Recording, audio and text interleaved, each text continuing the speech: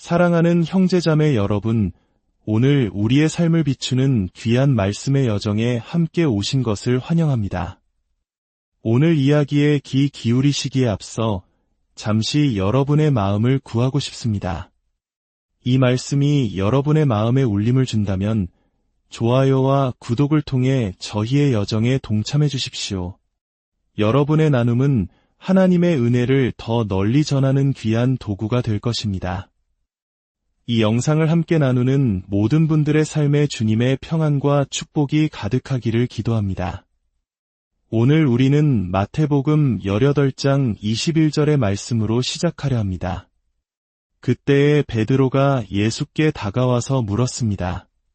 주님, 제 형제가 저에게 죄를 지으면 몇 번이나 용서해 주어야 합니까? 7번까지 해야 합니까? 예수께서 대답하셨습니다. 7번만이 아니라 70번을 7번이라도 하여라. 그러므로 하늘나라는 자기 종들과 셈을 가리려고 하는 어떤 왕에 비길 수 있다. 왕이 셈을 가리기 시작하니 10달란트 빚진 종 하나가 왕 앞에 끌려왔다. 그런데 그는 빚을 갚을 돈이 없으므로 주인은 내 몸과 내 아내와 자식들과 내 모든 소유를 팔아서 갚아라 하고 명령하였다. 그랬더니 종이 그 앞에 엎드려서 애원하였다. 참아 주십시오. 다 갚겠습니다. 주인은 그 종을 불쌍히 여겨 그를 놓아주고 빚을 없애주었다.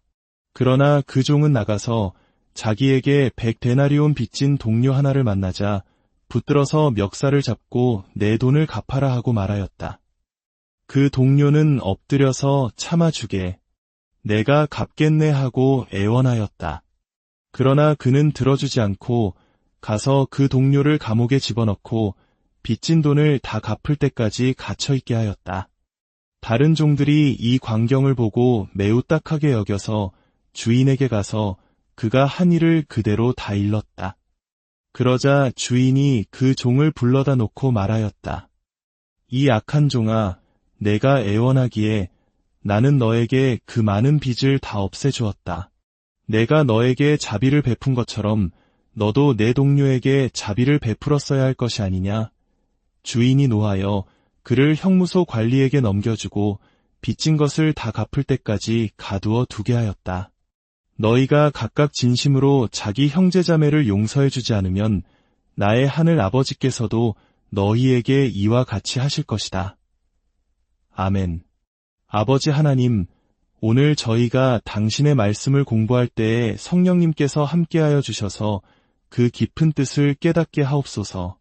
단순한 지식의 습득을 넘어 살아계신 하나님 당신을 만나는 시간이 되게 하옵소서. 예수님의 이름으로 기도드립니다. 아멘. 성령의 9가지 열매, 우리는 사랑과 희락, 화평에 이어 4번째 열매인 인내에 대해 나누고자 합니다. 갈라디아서 5장 22절이 말하는 성령의 열매는 사랑, 기쁨, 평화, 인내, 친절, 선함, 신실, 온유, 절제입니다. 이 열매들은 따로따로 맺히는 것이 아니라 그리스도를 닮아가는 온전한 인격의 표현으로 하나 되어 나타납니다. 오늘날 우리가 살아가는 세상은 어떻습니까? 증오와 비난, 불관용으로 가득 차 보일 때가 많습니다. 이러한 세상 속에서 진정한 사랑과 기쁨, 평화를 실천하며 살아가는 하나님의 사람들을 만나는 것은 참으로 놀라운 경험입니다. 그리고 오늘 우리가 마주할 인내라는 열매는 이 삭막한 세상 속에서 복음의 진정한 영향력을 보여주는 가장 강력한 증거 중 하나입니다.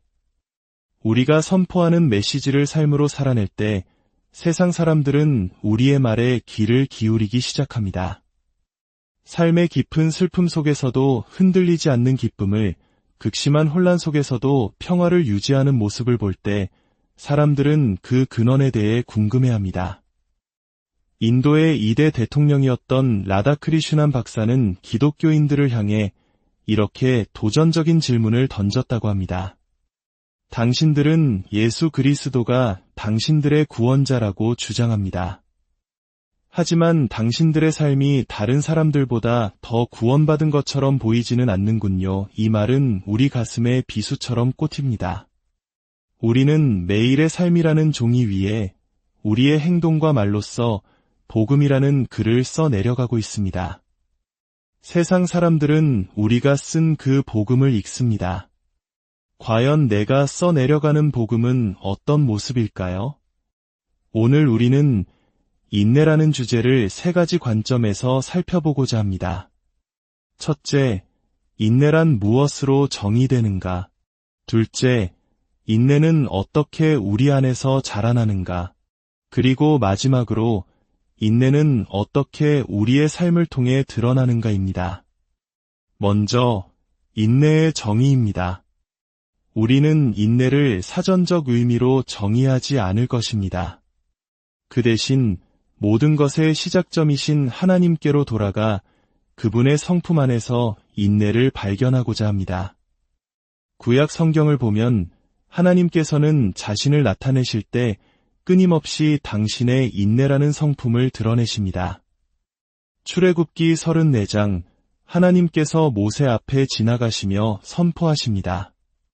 주는 자비롭고 은혜로우며 노하기를 더디하고 한결같은 사랑과 진실이 풍성한 하나님이다. 수천 대에 이르기까지 한결같은 사랑을 베풀며 악과 허물과 죄를 용서한다. 하나님께서는 진노하기를 더디하시는 분, 오래 참으시는 분입니다. 선지자 요나의 이야기를 기억하십니까? 그는 니느웨로 가서 하나님의 심판을 선포하라는 명령을 받았지만 그들을 불쌍히 여기시는 하나님을 알았기에 다른 곳으로 도망쳤습니다. 결국 하나님의 뜻대로 니느웨 사람들이 회개하자 요나는 오히려 화를 냈습니다. 그러면서 이렇게 말합니다. 주님, 제가 고국에 있을 때부터 이렇게 될 것이라고 이미 말씀드리지 않았습니까? 제가 그래서 서둘러 다시스로 달아났던 것입니다. 저는 주님께서 은혜롭고 자비로우시며 좀처럼 노하지 않으시고 사랑이 한없는 분이셔서 내리시려던 재앙마저 거두실 것임을 잘 알고 있었기 때문입니다. 요나조차도 하나님의 오래 참으심과 자비로우심을 너무나 잘 알고 있었습니다. 선지자 이사야는 30장에서 반역한 이스라엘 백성을 향해 하나님의 말씀을 대언합니다. 그들은 하나님의 말씀에 귀 기울이지 않았기에 어려운 상황에 처했습니다. 그렇다면 하나님의 다음 말씀은 심판과 징벌이어야 마땅하지 않겠습니까? 하지만 성경은 우리의 예상을 뛰어넘습니다. 그러므로 주님께서는 너희에게 은혜를 베푸시려고 기다리시며 너희를 불쌍히 여기시려고 일어나신다. 놀랍지 않습니까? 그들의 반역에도 불구하고 하나님은 은혜를 베풀기 위해 기다리신다고 말씀하십니다. 인내는 바로 이러한 하나님의 성품, 그 자체에 깊이 뿌리내리고 있는 것입니다. 신약 시대로 넘어와도 이 메시지는 동일하게 울려 퍼집니다. 베드로 후서에서 베드로는 말세의 사람들이 그가 재림하신다는 약속이 어디에 있느냐? 라고 조롱할 것이라고 예언합니다. 그들의 조롱에 베드로는 이렇게 답합니다.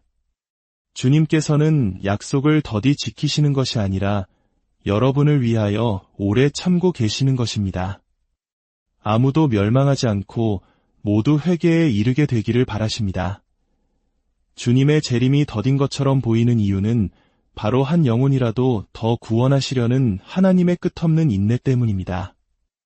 사도 바울은 이 하나님의 인내를 누구보다 깊이 체험한 사람이었습니다.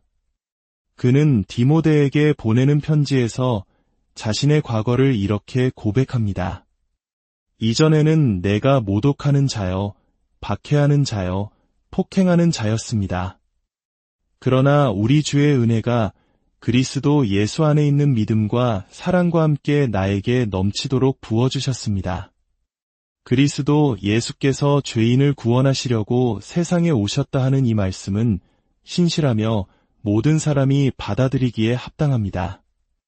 죄인 가운데서 내가 으뜸입니다. 그러나 하나님께서는 나에게 자비를 베푸셨습니다. 그것은 그리스도 예수께서 먼저 나에게 끝없는 인내를 보이심으로써 앞으로 그를 믿고 영생을 얻으려는 사람들에게 본보기로 삼으시려는 것입니다. 바울은 자기 자신이 바로 하나님의 완벽한 인내를 보여주는 증거라고 말합니다. 가장 악했던 죄인인 자신을 구원하신 그 인내가 지금 이 순간에도 망설이고 있는 모든 사람들에게 희망의 본보기가 된다는 것입니다. 이처럼 인내는 바로 우리를 향한 하나님의 성품입니다. 그리고 그분의 자녀된 우리는 마땅히 아버지를 닮아가야 합니다. 나이가 들수록 아버지를 닮아가는 자신의 모습에 놀라는 경험 다들 있으실 겁니다. 걷는 모습, 말하는 투, 의자에 앉는 습관까지도 말입니다. 이처럼 우리 그리스도인들은 하늘에 계신 우리 아버지를 닮아가야 합니다. 오래 참으시고 용서하시는 하나님 아버지, 그분의 인내가 성령을 통해 우리 삶의 열매로 맺히는 것입니다. 그렇다면 두 번째 질문입니다. 이 인내라는 열매는 어떻게 우리 안에서 자라날까요? 인내는 편안한 의자에 앉아 책을 읽는다고 해서 생겨나는 것이 아닙니다. 야고보서 한 장은 우리에게 그 비밀을 알려줍니다. 나의 형제자매 여러분, 여러 가지 시련을 당할 때에 그것을 온전한 기쁨으로 여기십시오. 여러분은 믿음의 시련이 인내를 낳는다는 것을 알고 있습니다. 여러분은 인내를 충분히 발휘하여 조금도 부족함이 없이 완전하고 성숙한 사람이 되십시오. 놀랍게도 성경은 시련을 원수나 침입자가 아닌 우리를 성숙시키는 친구로 여기라고 말합니다. 우리는 보통 어려움을 피하려고 애쓰지만 하나님께서는 그 시련이라는 도구를 통해 우리 안에 인내라는 열매를 빚어가십니다. 이것은 마치 거친 풍랑을 헤쳐온 노련한 뱃사공과도 같습니다. 그의 구릿빛 얼굴과 강인한 모습은 안락한 항구에만 머물러서는 결코 얻을 수 없는 것입니다. 폭풍우와 거센 파도를 겪어냈기에 얻을 수 있는 영광의 흔적입니다. 우리 한국인들은 역사의 수많은 시련 속에서 인내와 강인함을 배워왔습니다. 일제강점기와 6.25 전쟁의 폐허 속에서도 우리 부모님 세대는 희망을 잃지 않고 꿋꿋이 일어섰습니다. 이처럼 하나님께서는 우리의 삶의 역경을 통해 우리를 영적으로 더욱 성숙하게 빚어가십니다. 때로는 하나님의 계획이 이해되지 않을 때가 많습니다. 왜 나의 소원을 들어주시지 않을까? 왜 나의 길을 막으시는 것 같을까? 우리는 당장의 현실만 보고 불평하지만 하나님께서는 그 모든 과정을 통해 우리를 그분의 아들 예수 그리스도의 형상을 닮아가도록 만들고 계십니다. 로마서 8장의 말씀처럼 하나님께서는 우리를 미리 아시고 또한 그 아들의 형상을 본받게 하기 위하여 미리 정하셨습니다. 시련은 우리를 파괴하기 위한 것이 아니라 우리를 증명하고 우리를 더욱 단련시키기 위한 하나님의 섭리입니다. 마지막으로 그렇다면 우리의 인내는 어떻게 드러나야 할까요? 그것은 바로 용서라는 구체적인 행동을 통해 나타납니다. 오늘 우리가 처음 읽었던 마태복음 18장의 비유가 바로 이 점을 명확히 보여줍니다. 한 종이 왕에게 1만 달란트의 빚을 졌습니다. 이것은 한 개인이 평생을 일해도 갚을 수 없는 한 국가의 예산에 버금가는 천문학적인 액수입니다. 왕은 그 엄청난 빚을 아무 조건 없이 탕감해 주었습니다. 그러나 그 종은 밖으로 나가 자신에게 고작 100데나리온을 빚진 동료를 만나자 그의 멱살을 잡고 빚을 갚으라고 윽박질렀습니다. 100데나리온은 노동자의 석 달치 품삯 정도로 결코 적은 돈은 아니지만 1만 달란트에 비하면 아무것도 아닌 금액입니다. 이 비유는 우리에게 질문합니다. 당신은 하나님으로부터 받은 그 엄청난 용서의 크기를 진정으로 깨닫고 있는가? 우리가 다른 사람의 작은 잘못을 용서하지 못한다면 그것은 우리가 하나님으로부터 받은 용서의 가치를 잊어버렸다는 증거입니다. 우리의 용서가 하나님의 용서를 얻어내는 조건은 아닙니다. 오히려 다른 사람을 용서하는 마음은 우리가 진정으로 하나님의 용서를 받은 자라는 것을 보여주는 명백한 증거입니다.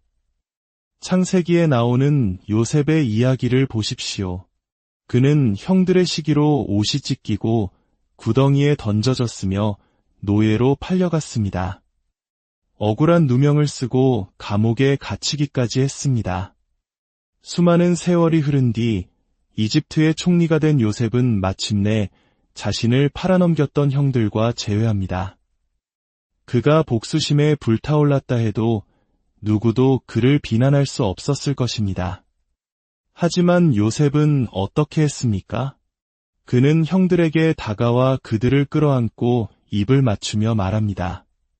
형님들이 나를 이곳에 팔았다고 해서 근심하지 마소서, 한탄하지 마소서. 하나님이 생명을 구원하시려고 나를 형님들보다 먼저 보내셨나이다. 요셉은 자신을 향한 형들의 악한 의도 속에서 더 큰 생명을 구원하시려는 하나님의 선한 계획을 보았습니다. 이것이 바로 시련을 통해 빚어진 인내, 그리고 그 인내가 맺는 용서라는 열매의 가장 위대한 모습입니다. 사랑하는 형제자매 여러분, 혹시 여러분의 마음속에 아직 용서하지 못한 사람이 있습니까? 그 사람의 잘못이 여러분에게 입힌 상처가 아무리 크다 할지라도 우리가 하나님께 지은 죄의 빚에 비할 수는 없을 것입니다. 하나님께서 우리를 얼마나 오래 참고 기다려주셨는지, 그리고 그리스도의 피로 우리의 모든 죄를 어떻게 용서해 주셨는지를 기억하십시오. 그 엄청난 사랑과 용서를 기억할 때 우리는 비로소 다른 사람을 용서할 힘을 얻게 됩니다. 인내는 하나님의 성품입니다. 그것은 시련 속에서 연단되며 용서라는 행동으로 우리의 삶 가운데 아름답게 피어납니다. 기도하겠습니다. 인내의 하나님 아버지, 당신의 오래 참으심과 자비로우심에 감사드립니다. 우리가 죄 가운데 방황할 때에도 우리를 포기하지 않으시고 은혜를 베풀기 위해 기다려주시는 그 사랑을 찬양합니다. 우리에게 닥쳐오는 삶의 시련들을 기쁨으로 받아들일 수 있는 믿음을 주옵소서. 그 시련을 통해 우리를 더욱 당신의 아들 예수 그리스도를 닮은 모습으로 빚어주옵소서. 그리고 무엇보다 우리가 받은 그 크신 용서를 기억하며 우리에게 상처 준 이들을 진심으로 용서할 수 있는 마음을 허락하여 주옵소서. 그리하여 우리의 삶이 하나님의 인내와 사랑을 증거하는 통로가 되게 하옵소서. 우리 주 예수 그리스도의 이름으로 기도드립니다.